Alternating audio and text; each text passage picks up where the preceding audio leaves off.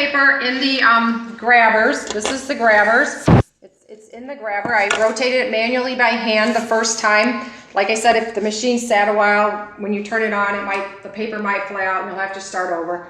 But these are your caramels. I'm gonna fit them in the plate. I would go with something quite not as long as the hole, because your candy is very soft and it likes to get, it gets elongated more as it gets grabbed by the grabbers here. And so if that's a problem, your ends won't twist right, but you can adjust your size after you've played around with the machine. So all the candy's in there. This candy's been recycled several times and it's getting pretty sticky, so hopefully this will go through. I'm gonna turn on the machine. The first piece, as you see, didn't get paper in it. It fell out. That's fine.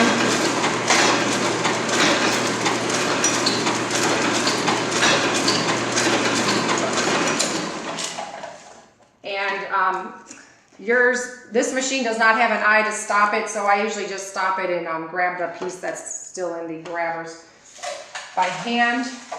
Here's the wrapped candy. Like I said, it's very warm in our kitchen and your candy has kind of been beaten up over the last week running samples, but these are the wrapped pieces, and I showed you last night it wasn't as bad because the candy wasn't put through the wrapping machine half a dozen times already. I think there's a few more here. Yeah.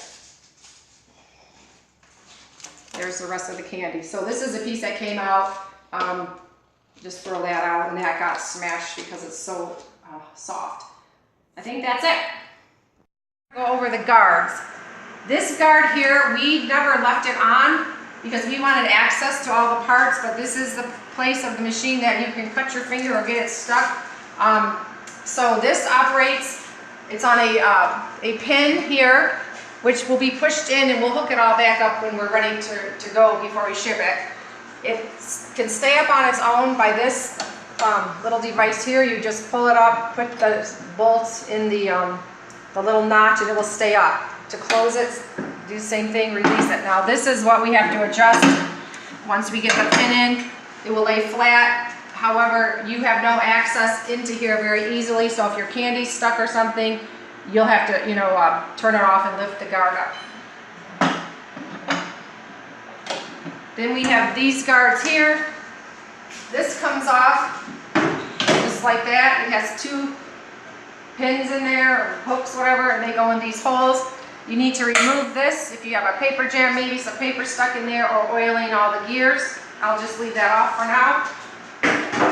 This over here, same thing. These guards pop off. It just pulls up and unhook it off these. There's no screws or anything. This guard is screwed on right here. You'll have to remove that when it comes time to oiling it. Is there anything that oils in here? Yeah, I think so. I think there's some stuff in there that needs oiling. And then this cover here just lifts up. You can oil right in here. I think that's it for the guards. The paper. The paper has these plastic black holders that go on the paper holder. This is the only set that I have that we ever received that fit this machine. The new rolls of paper may come with or without them, but they don't have the same hole lineups. So don't lose these, don't throw them away. You keep the plastic pieces in the roll of paper, put it on there. Don't push it hard. If you push it hard, you're gonna move the location of this rod that holds the paper. This goes on flush with the paper. It has 3 prongs. Just line it up so it fits in any of the 3 holes. It doesn't matter which 3 holes or where it is. Tighten it up, not too tight, but flush with the paper. Then we go under and over the wooden dowel. You have to make sure that this arm is flat on the piece of plastic so it holds the paper. If it's not, manually turn it so it's flush with the wood before you do this. Gently lift up this arm. Don't do it too tight. I don't think it will break too easy, and then feed the paper till you get to the cutter, which is right here. Those are a pair of scissors, bottom part of a scissors. These black guides are only for lining up. They don't really do anything. If your paper's all smashed, that means you're going to have not enough paper on this side when it twists and too much on this side. So you can adjust this pole, bang it a little this way or bang a little that way, but that's just pretty much manual. This piece right here This metal piece, this is what holds the paper flat. After several thousand wraps, it might loosen itself, but you'll know because the paper will want to fly backwards after you put it in. So just tighten it up, then loosen it a smidget. But you'll see, that's just all by trial and error. You'll get the hang of that.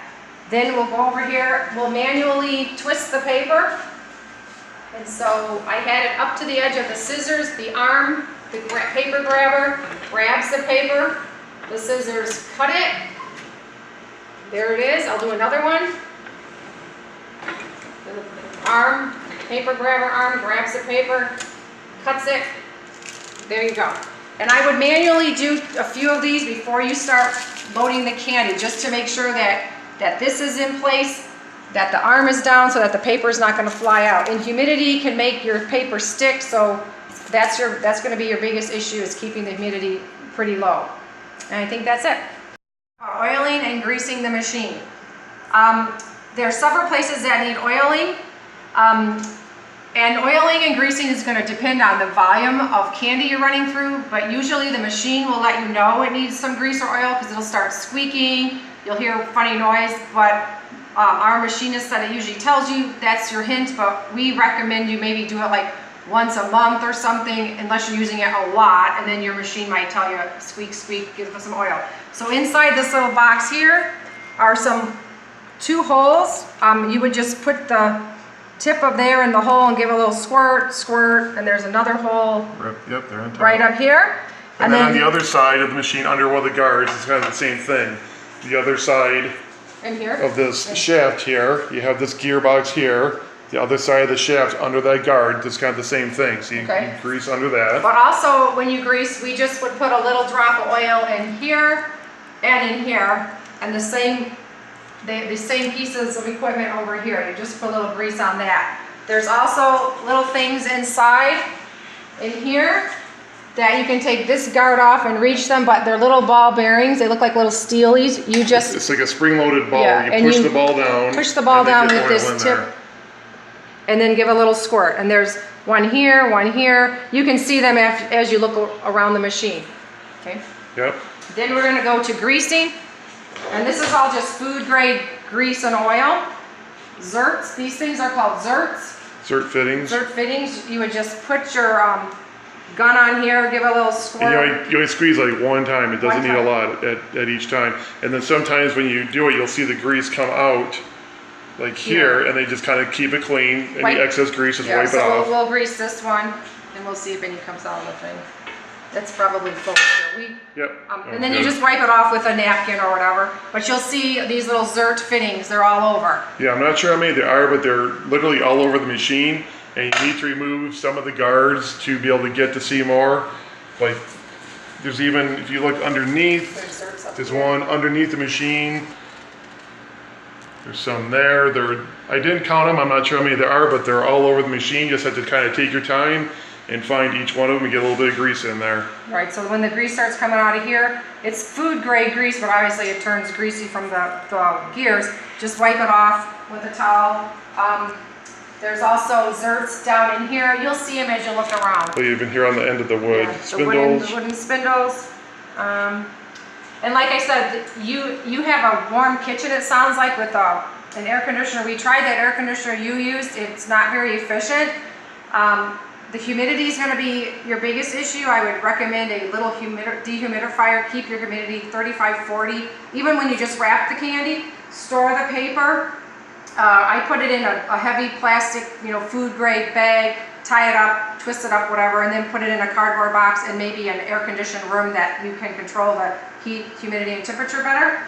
And like I said when I showed you when we did the paper, if these stick, it's probably just because it's very humid. We've had rain for a week. It's 90 degrees and 100% humidity here, so things are kind of sticky. We don't run the dehumidifier if we're not out in the kitchen. So same thing, zerts all over the place. Just look for them, clean up the excess oil.